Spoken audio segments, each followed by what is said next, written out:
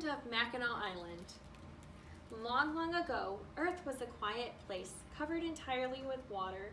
There was no mountains or valleys. There were no forests or meadows. There was nothing but one brilliant blue sea with a dark, murky bottom far, far below. But life upon this giant world of water was dazzling and bright. It was filled with the rustling of waves, the splashing of ducks, and the jumping of quick silvery fish. There were many animals here and there. Days were filled with laughter and friendship. In the morning, loons carried soft, downy chicks on their backs, keeping them warm and dry. In the afternoon, otters played silly games upon the water, rolling their long bodies between the curve of the waves. And while the other animals played, beavers bustled back and forth, slapping their flat and shiny tails upon the water. All around them, wee little muskrats tried to keep pace, their small, flat paws paddling eagerly against the waves. In the midst of these fast and playful animals was one special creature who was quiet and slow. His name was Mackinac, and he was the oldest, wisest, and largest painted turtle to live in the great blue water. Every day, Mackinac floated upon the water in a calm and steady way. As he floated, he would lift his large, wrinkled neck into the air and blink his deep, round eyes. Mackinac carried the wisdom of centuries in his words and always greeted his friends with a slow upward smile.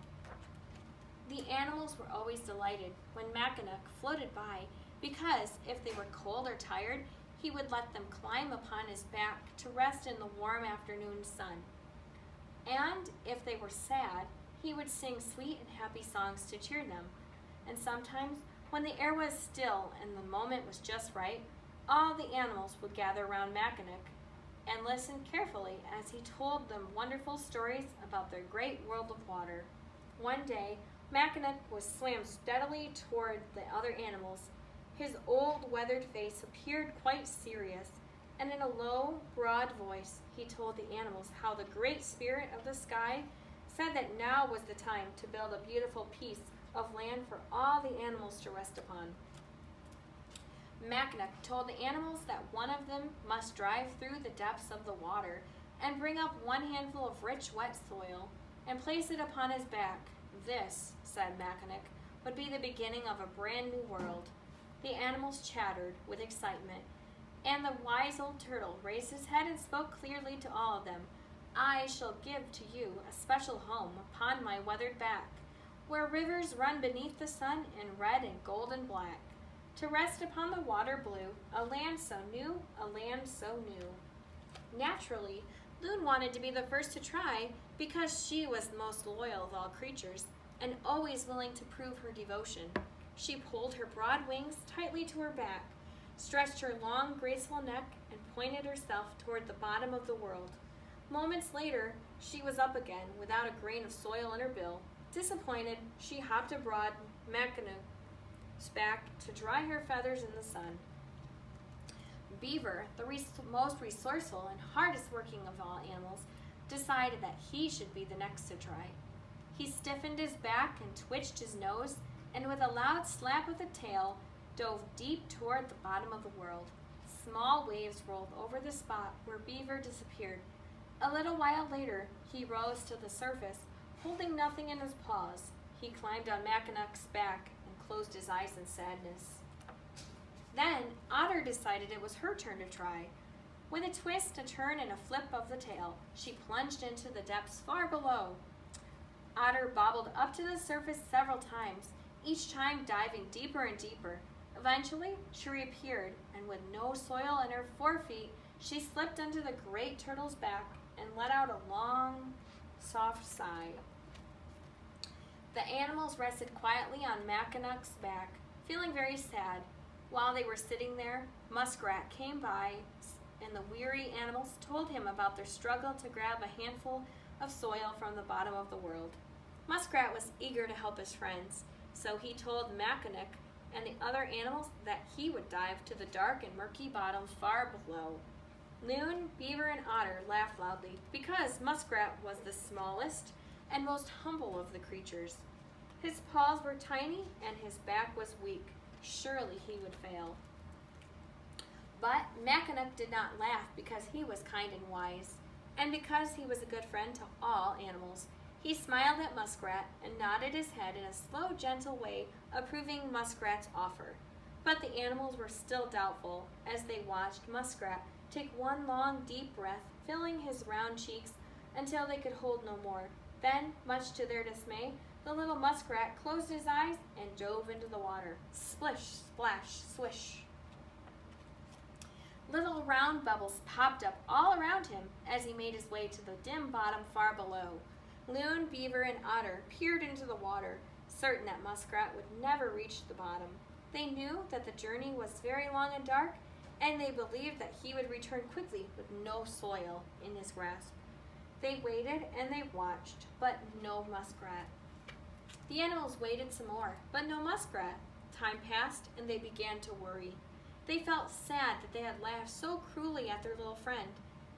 Loon let out a long, mournful cry. No Muskrat. Beaver folded his busy hands and lowered his broad, dark face.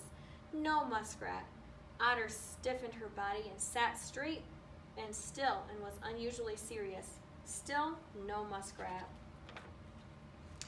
And as they waited, dusk began to fall, and the water shimmered in the fading sunlight. The animals searched every wave and swell. They listened to each splash and ripple, hoping to see Muskrat, but he did not reappear. The sky began to fill with a whisper of clouds, and all the animals were hushed with sadness. A giant tear rolled slowly out of the corner of Mackinac's eye. Loon, Beaver, and Otter saw the tear slip down the great turtle's cheek and began to weep softly in the moonlight for the loss of their friend and the hope of a new land. But just then, whoosh! Up popped Muskrat. He flew to the top of the water with tremendous force, and his body was trembling with all of its might. His eyes were open wide and his cheeks were nearly blue, but wedged in the grasp of his small, furry paws was the rich, dark soil that was needed to make a beautiful new land. Hooray! Hooray! Mackinac nodded his large round head in approval and said, I give to you a special place where sunshine crowns the land, where flowers bloom like brilliant jewels everywhere you stand, to float upon the water blue, a home for you, a home for you. All of the animals squatched in awe as Muskrat quickly tossed the handful of soil upon the great turtle's back. Magically, the soil grew and grew and grew all around them. Rocks and trees and flowers appeared, and sunlight poured down upon the bright new land, growing in the middle of the deep blue water. And the island blossomed. The low, quiet voice of Mackinac could be heard from all around. Time will now stand still, my friends, with an island rich and rare, and though we must part, deep in your heart, my presence will always be there. A special land that's edged in blue. I leave this for you. I leave this for you. The animals were happy to have such a lovely place to rest. It was a beautiful and splendid island, a glistening paradise of peace and friendship. As the animals admired their new home, they noticed that Mackinac was gone. They began to miss the turtle very much. So, in the spirit of his friendship, they talked about how kind and wise he was, and how he always shared his back as a place to rest. As they talked, they realized that Mackinac was not really gone, because they saw his large round back in the shape of the island, and heard his deep familiar voice roll through the rocks that line the shore. And with every wave and billow, they heard their old friend say, I give to you this brilliant land, a place for peace and rest. May forest paths and gentle waves call you as their guest.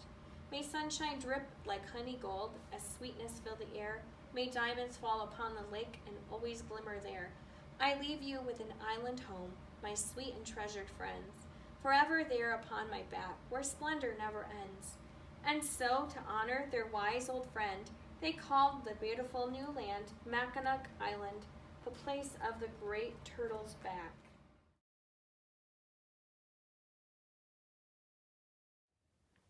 The Legend of Michigan.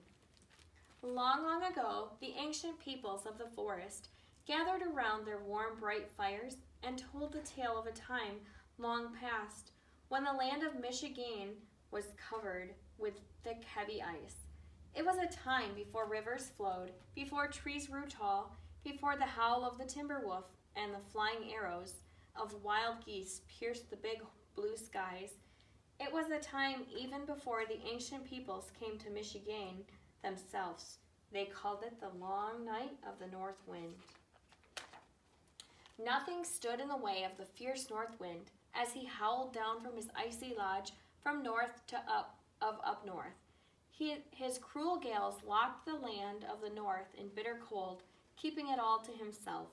The east wind, singing softly, brought the sunrise with his gentle breezes, but the north wind howled louder and drowned him out. The west wind, smelling sweetly of prairie grasses, sent a chinook to thaw the ice, but the north wind turned a cold shoulder and sent it back. The south wind, whose steamy eyes were always trained on the north, sent a hot huff and puff, and now and then, but the north wind stared him down with an icy glare. I am the strongest of all the winds, boasted the north wind. No one can stop me. So, for thousands of years, the north wind stormed over the land of the north, freezing everything in his path until nothing remained but heavy ice miles deep. Its massive weight crushed rocks, scooped out great wide basins, and dug long ravines as it inched ever southward. Winter stayed in the whole year round, so nothing could live in Michigan. But one day in the north wind caught the scent of an old man journeying from the land of the east and a young boy traveling from the land of the south. What? Who dares to approach my domain? He roared with a gusty rage. But thousands of years is a long time to go without a visitor, so the curious north wind crept to the edge of his ice fields to listen as the two travelers met on the old north way. The old warrior spoke first. Little warrior, he said to the boy as the bitter wind nipped at their heels, what brings you to this cold and barren place? The boy addressed the old warrior with respect. Grandfather, he answered, the north wind has frozen everything. The fish are locked in ice. The deer have long vanished from our dying forest. My people are cold and hungry and will perish soon. So I've come to ask the north wind to be my brother and share his land of the north as a brother shares. The north wind lifted his snowy brow and scoffed to himself. A brother? Who needs a little brother? And you, grandfather? Questioned the boy. How strange to see such an old warrior so far from his fire. For a moment, the old warrior worried that his disguise had failed him, for he really was the Great Spirit, the Gitche Manitou, mighty creator of all. He had come to punish the north wind, but was touched by the boy's words. So the coming Gitche Manitou stooped lower in his fur robe and pretended to shiver from the cold, then spoke in a feeble voice. And that is why I am so glad our trails met, little warrior. You are young and pure of heart. I am old, but have the wisdom of many winters. With your good heart and my wisdom, perhaps we can mend the harsh ways of the north wind. So the two journeyed together along the old north way toward the place of the tall ice. Snorted the north wind. They'll never last the night. When darkness fell, the two camped on a snowy ridge. By now, the boy was very cold. Grandfather, he shivered, we have no fire. The Gitche Manitou reached inside his fur travel bundle and produced a handful of dry sticks and built a little fire for the boy. Oh, grandfather, how wise to bring firewood, exclaimed the boy as he clapped his mittened hands. The Gitche Manitou smiled back as wisps of smoke curled up into the vast northern night. But the north wind caught the smell of wood smoke and swooped down, for he had not seen a fire in thousands of years. What? They dare light a fire in my domain? He hissed in jealous anger. I'll show them fire. Suddenly, streaks of light began to flash and flare across the northern horizon, then soared high into a shower of shimmering light, greens and yellows, pinks and blues, arching and dancing across the dark heavens like the glinting spears of many tribes. The boy jumped to his feet in wonder. "Oh, wise grandfather, what is this I see above me?" "It's the north wind's firelights," answered the Gitchy Manitou. "The north wind is showing off his powerful sky fire." The boy was drawn to the lights like a magnet. He raced to the highest point on the ridge, spread out his arms, and twirled. "It's the north wind inviting me to dance with him. Surely he wants to be my brother," laughed the boy with his uplifted heart. The north wind was displeased with that the boy did not fear his sky fire. No one had danced in his domain for thousands of years, so he sent more and more shimmering spears of light fanning out across the night sky until they nearly surrounded the little warrior, but the boy danced on. The Gitchy Manitou watched in silence, for he did not trust the north wind. "Tomorrow we reach the place of the tall ice," he mused under his breath. "Then we'll see if the north wind can change his ways." But the next morning, the north wind was up to his old tricks. Relentlessly, he sent freezing sleet beating down on their camp, sealing everything in dazzling ice. The little warrior awoke hungry and thirsty. "Oh, grandfather, what will we do?" The mighty Gitchy Manitou again reached inside his travel bundle and produced a supple gray twig. Instantly, it was coated with ice. "Here, let this melt slowly in your mouth." The boy smiled, for the ice tasted faintly of sweet maple. "The north wind has made it ice candy for me. Surely he wants to be my brother," beamed the boy as they continued their journey. This made the north wind furious, so he doubled back on the trail that faced them with a full force gale so frigid that the boy's feet froze like stumps as he struggled to walk. "Climb onto my back," said the Gitchy Manitou. "I will carry you to the rest of the way." "Then let me give you one of my mittens," offered the boy, as he handed the Gitchy Manitou his left mitten and scrambled up on his back. The Gitchy Manitou marveled at the mitten's warmth. "Tell me of these mittens, little warrior," asked the Great Spirit as the two journeyed on. "They are double deerskin mittens," began the little warrior. "Many grandmothers before my grandmother made these mittens from the last of the deer haunted by many grandfathers before my grandfather. And when there was no sinew left for repairs," continued the boy, "my grandmother sewed them together with her silver hair. They are the last double deerskin mittens of my people." The Great Spirit saw the many repairs that made the mittens last down through the ages, and the grandmother's silver hair holding them together. One last time, inside he felt that giving nature of the gentle deer, the brave spirit of the hunter grandfathers, and the caring hands of the grandmother's gatherers. But most of all, he could feel the good heart of the little warrior. "I shall favor these people of the little warrior," promised the Great Spirit to himself. When the two reached the place of the tall ice, the north wind was outraged to see them at his front gate. He blasted forth such a powerful blizzard that even the Gitchy Manitou had to squint, so the little warrior shielded the Gitchy Manitou's eyes with his one mittened hand. Then the Gitchy Manitou raised his own mittened hand against the north wind and demanded, "Stop! It is time for you to share as a brother shares." "What?" bellowed the north wind. "You dare hold up 2 more mittens against me? 2 mere mittens?" But the mighty Gitchy Manitou had made the mittens more powerful, so blow as he might, the north wind could not pierce the double deerskin mittens. Again and again he tried, shrieking and howling, but the Gitchy Manitou and the little warrior kept their mittens in place until the north wind had blown himself out. "Oh no," gasped the north wind with suspicion as he began to lose his icy grip. The Great Spirit must have had a hand in this. Fearful of losing everything, the north wind began to bargain with the Great Spirit. "If I agree to your demand," he sputtered, "what do I get in return?" "For 3 moons each year, your cold winds can rule the land," said the Great Spirit. "Only 3 months? That's all I get?"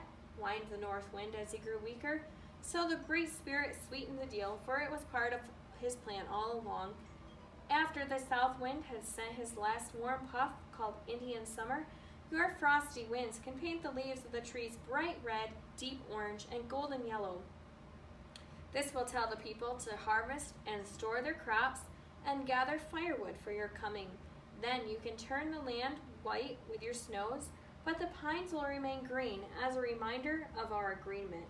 The north wind fluttered with excitement at all the colors and thought a little green would go well with his white, so he wistfully agreed. Then he sighed, "When must I leave?" "The west wind will send his warm Chinook as a messenger to thaw your ice, so your brother the east wind can sing his gentle song of spring." The north wind began to warm to the idea, but hesitated. "What about my sky fire?"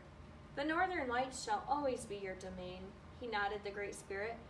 "And at night the deer will stop their brows to admire you, and the moose will lift their heads from the rivers, and the timber wolves will serenade you. And my people will come from their villages," added the little warrior, "to gaze and wonder at your dancing spears of light." "And will the children dance for me?" whispered the north wind with fading breath. "Oh yes, brother north wind, all the children will dance," promised the little warrior. So the north wind agreed to share as a brother shares, and retreated back to his icy lodge. North of up north, the tall ice continued to melt until it set rivers flowing, filled all lakes big and small, and surrounded the land of Michigan with deep great lakes of sparkling blue waters. Then the west wind, smelling sweetly, sent his seeds to blanket the land with prairie grasses, wild rice, and oats and clover, then strew it all with wildflowers. Now the east wind, singing softly, sent the seeds from his ancient forest, maple, beech, and black walnut, sycamore, sassafras, and sumac, too. Sent his oaks to prairie openings, his great pines and spruces to the north, and sprinkled in the birch and the aspen. And the south wind, with his hot breath, sent his fruit trees, plum and cherry, and the grapevines and the wild berries, sent the squash, beans, and pumpkins to the land of Michigan. And the Great Spirit kept his promise, favoring the land of the Great Lakes, favoring this place where the land lies pretty, favoring the land of Michigan. But if the long night of the north wind should ever return, the Great Spirit left his double deerskin in the mitten upon the land. And the little warrior's mitten remains across the top as well, ever shielding the land of Michigan against the cold north wind.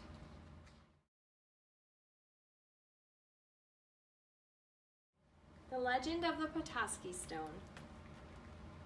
A father and his son were walking along the beach, searching for Petoskey stones. They looked through the rocks that had washed up near the water's edge. They sifted through sand and pulled stones from the shallows of Lake Michigan. The father was watching the water roll toward shore when all of a sudden a wave splashed at his feet. It was then that he spotted the wet gray stone. It was round and smooth and had a beautiful sunburst pattern upon it. As he plucked it from the sand, he asked his son, "Has anyone ever told you the story about the Petoskey stone?" Long ago in 1787, an Ottawa princess and her husband were leaving their winter home. He was a French fur trader who had been welcomed into a tribe as an honorary chief, and he had worked through the winter collecting furs in an area we all now call Chicago. But when spring arrived, it was time for them to travel back to their summer hunting grounds along the shores of northern Lake Michigan. The family traveled day after day, but the journey was slow and hard because the princess was ready to give birth. One night, as they neared the mouth of the Kalamazoo River, she could not travel any farther. The family made a shelter, and while the princess remained behind the deerskin door of the hut, her husband waited outside, listening to night sounds and admiring stars in the sky. The princess began to give birth to the baby as the chief waited nearby. Hours passed and the stars dimmed. The moon began to fade and the night animals became quiet. But then, as it became almost silent, only moments before the sun was ready to rise, the joyous cry of a newborn child filled the woods and echoed over the water. The chief held the baby in his hands, feeling deep and instant love. At that moment, the sun rose, casting ribbons of beautiful light through the trees.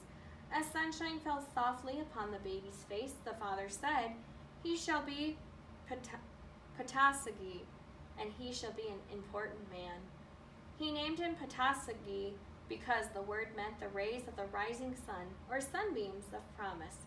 He knew this was a good name because it meant that there was always the promise of a new day. As his father adored him, Petoskey was bathed in the most beautiful morning light, and it seemed as if the nearby lakes, rivers, and forests whispered his name in approval. Not long after, the family reached their village in the North Woods, where the baby known as Petoskey grew into a young boy. He loved to play in the lake and could easily catch the biggest and best fish. Petoskey also liked to hunt for the food. He would walk quietly through the woods, and always when he found his game, he was thankful and useful with it.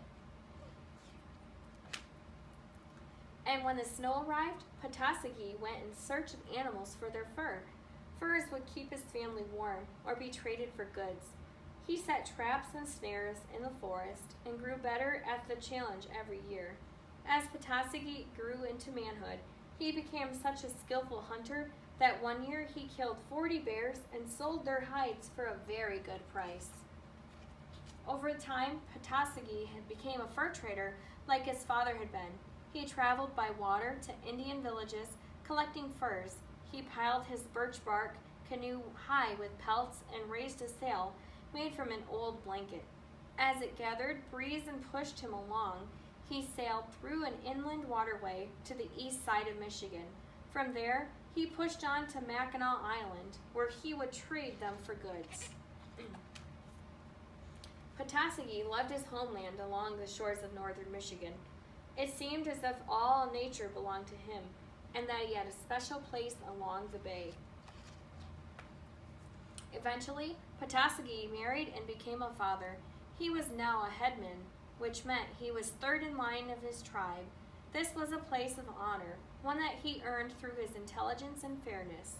Over the years, Petoskey was such a successful trader, hunter, and farmer that he was able to purchase land near a beautiful river that danced like a ribbon throughout the forest and flowed right into the big lake. It was known as the place where the bears walked beside the flowing waters, and Petoskey liked it very much. So Petoskey built a wooden home there at the edge of the lake, settling it on the shore where the sand rippled in waves along the small gray stones. But things were beginning to change. A town was beginning to grow in the area near Petoskey's home. Pioneers came from the east to build homes in the woods.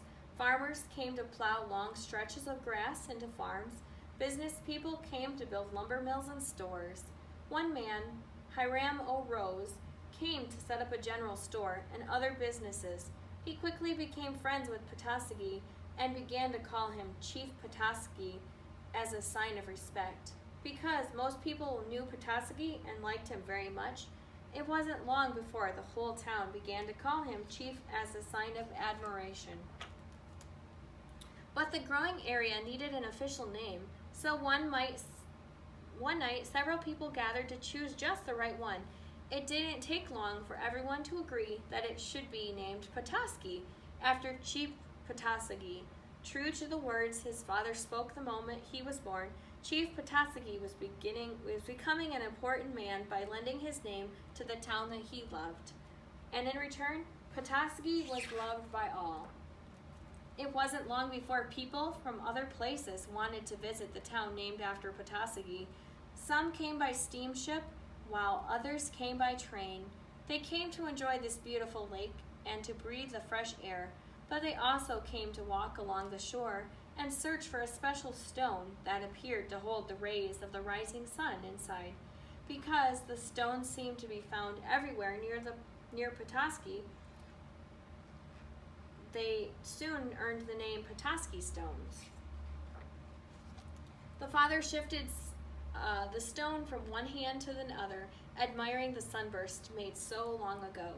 "When I find a Petoskey stone," he told his son, "I know that I can hold the spirit of Petoskey in my hand. I carry the promise of tomorrow, which means I will have one more day in the place I love best, with the person that I love the most." With that, the father placed the Petoskey stone into his son's hand and whispered, "That place is here, and that person is you." The little boy held the stone as tight as he could, and he looked at his father with love. And just then, as sunlight fell upon them, it seemed as if all the nearby lakes, rivers, and forests whispered Petoskey's name once again. Today, when people search for Petoskey stones, they hope to find the rays of the rising sun. And when they do, they carry sunbeams of promise, the face of Petoskey, who was showered with the rays of the rising sun from the moment he was born. Each stone is a reminder of the man who gave his name to the land he loved, and to the beloved stone that offers the promise of a new shining tomorrow for everyone.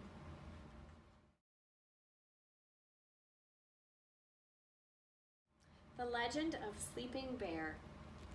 Long, long ago, before voyagers paddled canoes down rivers and streams, before mighty lumbermen cleared forest with sharp, shiny axes, before wooden ships carried sailors across the great freshwater seas, there was a beautiful forest near the edge of a mighty lake. Today, we know that forest is part of Wisconsin, and the mighty lake is called Lake Michigan. But this was a time before many places had names or people. It was a time before farmers and Native Americans planted cherry and apple trees in long, neat rows. It was a time before pioneers planted colorful gardens of pumpkins, potatoes, and corn. In the forest, near the edge of the lake, lived Mother Bear. Her fur was blacker than the darkest night, and her eyes were large and round. Mother Bear had 2 cubs, and they were very soft and playful. The 3 of them lived together in a small, cozy den nestled among bluebells and buttercups. Every morning, as the wood thrush softly sang pip, pip, pip, and chickadees called chickadee-dee-dee from the trees, Mother Bear and her cubs would lumber through the forest to the banks of the birch-lined stream. Deer would gently bend their slender necks to sip the cool water, and raccoons would quickly wash their faces. Mother Bear and her cubs would step carefully into the stream, and as the fresh, clear water trickled by, Mother Bear would teach her cubs how to snatch plump, colorful trout for breakfast. Afterward, they would sit lazily on the banks, nibbling blueberries and hazelnuts. Every afternoon, Mother Bear would lend her cubs through the forest to the edge of the mighty lake. This lake was so big they could not see the other side, and the water seemed to disappear into the sky. The bears would frolic along the sandy shore, happily splashing in the shallows and chasing herring gulls. They tugged at each other's tails and took long, cool baths. Every evening, Mother Bear led her cubs back to their warm, cozy den, where she cradled them in her big black paws and held them gently while they went to sleep.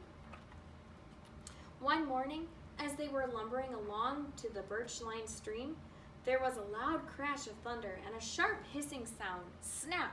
Pop! Mother Bear stood on her hind feet and stuck her nose in the air.